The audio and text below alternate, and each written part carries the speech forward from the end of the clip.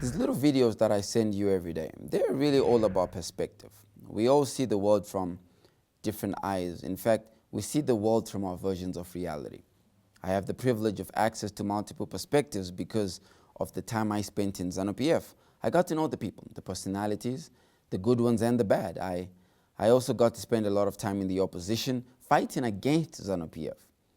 And I got to understand their mindset, their driving force, the passion, and why they do what they do. And here is what I have learned. There is no personality type that you will find in ZANU-PF that you will not find in MDC. I have met men of such high integrity and honor in ZANU-PF. And I've met some people who I could swear they were children of Satan. Likewise, in MDC, I have met some gentle souls that embrace with so much love, and I've also met personalities in MDC that hate anybody who doesn't think, talk, or sound like them. Our politics is toxic and imperfect, but that's what democracy is, imperfect. The notion and idea that we could come from the most diverse backgrounds, but on the subject of how do we improve the lives of those we love, surely we can coexist. The choice of who should be the next president for me is not about who is perfect. It's about who has offered the best to answering to their imperfections. After all, this is just a game to prove who can do the best job at leading Zimbabwe. But from the campaigns of others, it has become about who can do the best job at acting, speaking, performing arts, kushuta mafirimu, and appearing like they're the best to lead Zimbabwe and nobody else is good enough. I think Zimbabweans want more. We want a candidate who will not just lead through promises and ideas, but one who will execute those promises in timeframes that allow us to all prepare and plan for a future in this country. A candidate who will select a competent team that will improve the standard of living for you and me. A candidate who will succeed at restoring Zimbabwe's dignity. Have you identified this candidate? Because we have 23 options. I shall speak of the loudest one today. There is a saying that about noise and vessels. I'm not voting for Nelson Chamisa, and I need you to understand why. There are too many important questions Nelson Chamisa hasn't answered.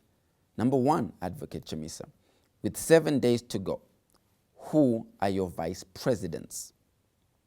Who are the men or women you will trust to make decisions for you should you be incapacitated? This question is important because when Mugabe failed to both groom and focus on that question, we ended up with 38-year-long dictatorship. So answer me, Mr. Chamisa, who are your vice presidents? Number two, second question, where is your government in waiting? In most countries, including this country, under Morgan Tsvangirai, the opposition fights for their shot to government by offering a bar mirror of what the alternative government will look like.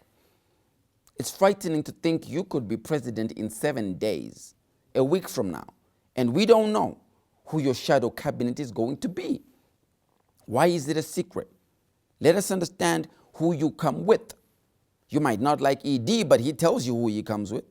Because you don't come as an individual, nor do you lead alone, as one. This is not a beauty contest for who has the best photoshopped billboards. A president comes as a package, a team, a conglomerate. Who is yours? If you wonder why serious people fail to take you seriously, it's because of basics such as these. The last question still not answered is how? How, Nelson? How will you do it? The 2-week cash crisis that you will resolve in a country that you are about to destabilize with more senseless marches. Let's assume your marches are successful and ZEC allows you to even conduct the election yourself. So you win, and that means what? That the country is now stable? That the world is now confident and money will pour in? Since you said it's a confidence crisis. It's not that simple. In fact, it's not that way at all. Sorry, one more question, Chamisa. Where are the women and youth in your leadership structures? What exactly is the difference between ZANU-PF old guard and MDC Old Guard. In case you haven't noticed, ZANU-PF is the youngest candidates in this election. They have more women as a political party in this election. They've fielded younger people as a political party in this election. You failed to include young people now when it's an internal matter. Do you want to be the only young person shining in your party? Please tell me, when will it be time enough for you to include women and youth? After you win, ED has been part of the system for 37 years now. How can I trust him? I've had people ask me this too. Let me tell you something about trust. You can't microwave it. It takes time. It takes listening, understanding, and looking out for signals of sincerity in the other person. Because like I said at the beginning, it's perspective. The same person watching me right now, you tell lies. You love deeply. You get angry. But also, you laugh and giggle like a little child when you are happy. No one moment defines who we are. ED hasn't answered all my questions, but at least I see him trying to every day. Nelson Chamisa hasn't answered any of my questions, and neither is he trying to. Instead, he wants to take us down a dark path of instability.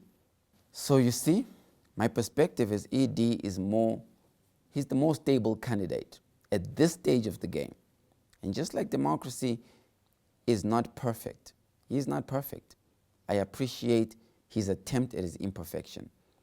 He's working hard to answer my questions I have about the expectations on my government and how I can construct my future as a young person in Zimbabwe. Before you rush to defend Chamisa, I know you're about to rush and defend Chamisa, answer me this one question first.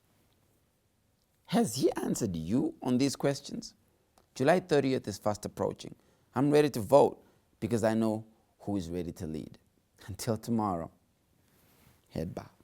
Hi guys, thank you for supporting the Lumumba Files.